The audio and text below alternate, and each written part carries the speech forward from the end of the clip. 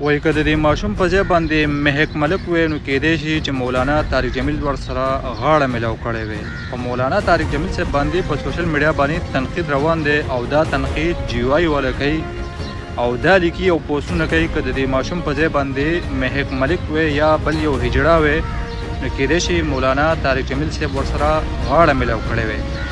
مولا بل ته مسلې کوي او په خپله پې حملې کوي. دیو په طارق جمیل صاحب باندې د دې لپاره تنقید کوي چې دا د عمران خان په حق کې ولاړ دی او د عمران خان سپورټ کوي.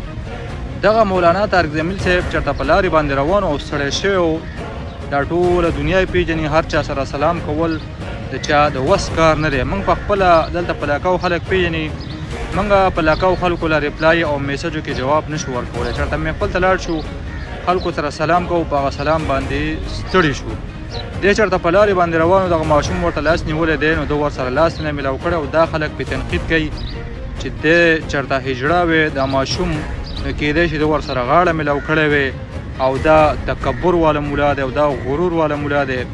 دا مولیان موږ ته مسلې کوي او په خپله پې حملې کوي. دیو په تېر شوي وخت کې په موږ باندې تنقید وکړه چې دیو په شیخ ادري پسې خبرې کوي، شیخ ادري صاحب پسې خبرې کوي، مولانا فضل الرحمن پسې او دا حرامیان دي او چا چې په عالم پسې خبرې وکړي دا پکه حرامي دی او خپل ټیسټ یې وکړي او دا حرامیو نسل دی.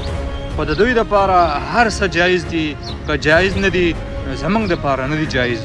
د دوی دپاره که خریغی او که دریغی دوی دپاره هر څه جایز دي، زموږ دپاره جایز نه دي.